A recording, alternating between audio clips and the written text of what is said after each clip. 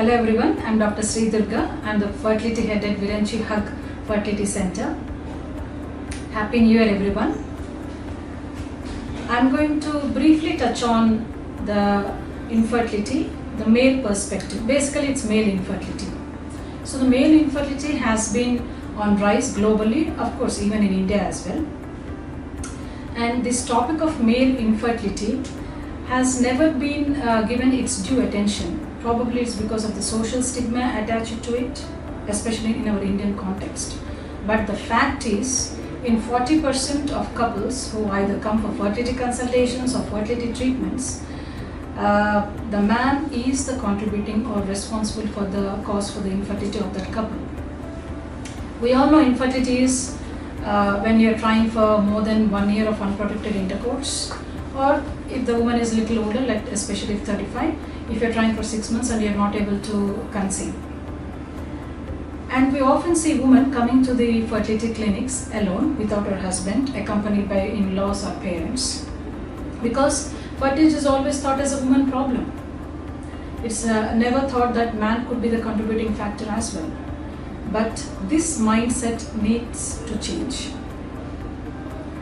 So the man is also need to understand that he is contributing to nearly half of the cause for the couple not struggling to get pregnant. And there is a causal link between stress, lifestyle choices and infertility, whether it's a man or a woman. But especially in men, some professions like factory workers, construction people, somehow they have observed that the infertility is a little bit higher compared to men from other professions. And why is this? Because the testes are hosted in the scrotal sacs, which are somehow decided by nature or God to remain outside the human body to give a particular temperature, usually 1 degree less than our body temperature. So if you go against nature and make that place warm, either because of your profession, environment, or because of the gadgets, keeping your smartphones or laptops and making that place warm, the sperm production can be affected. And that one investigation that gives a good information about the male fertility is semen analysis. So basically in this investigation, we look into the physical characteristics of the semen, as well as we'll have a microscopic view of the semen or the sperm parameters. So the sperm, when we look into the sperm, we look into the count, we look into the motility. Sperm is one structure that is destined to move very actively. So its motility as well as the morphology, the way the sperm are, the shape. Usually the sperm has a head with a covering on it, and the head contains the major genetic material. It has got an attaching piece and it has got a tail. The tail is the one that propels the sperm forward.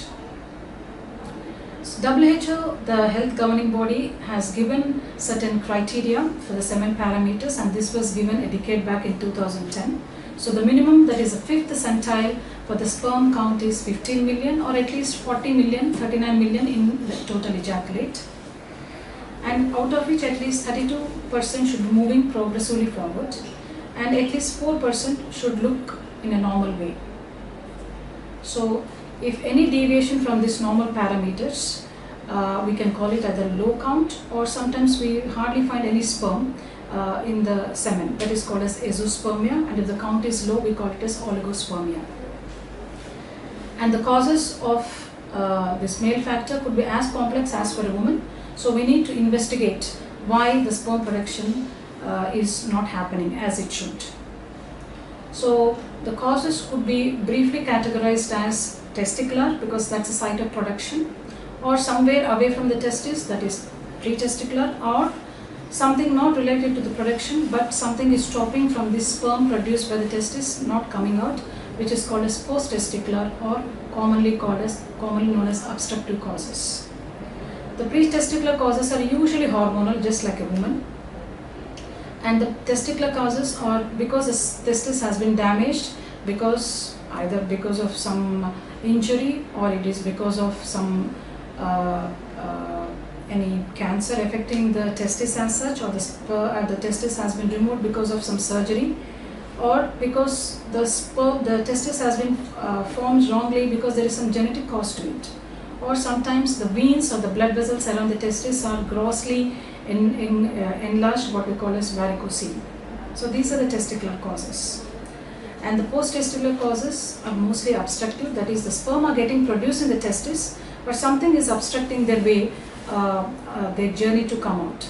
So the obstruction either is because of scarring, either because of some surgery like hernia repair, or it could follow some infections, mostly sexually transmitted, like your syphilis, gonorrhea, chlamydia, or could not be sexually transmitted, it could be tuberculosis as well. So these are the obstructive causes. So we do investigate for looking into the causes by simple blood tests, or sometimes we might order some scan of the scrotum and the testis.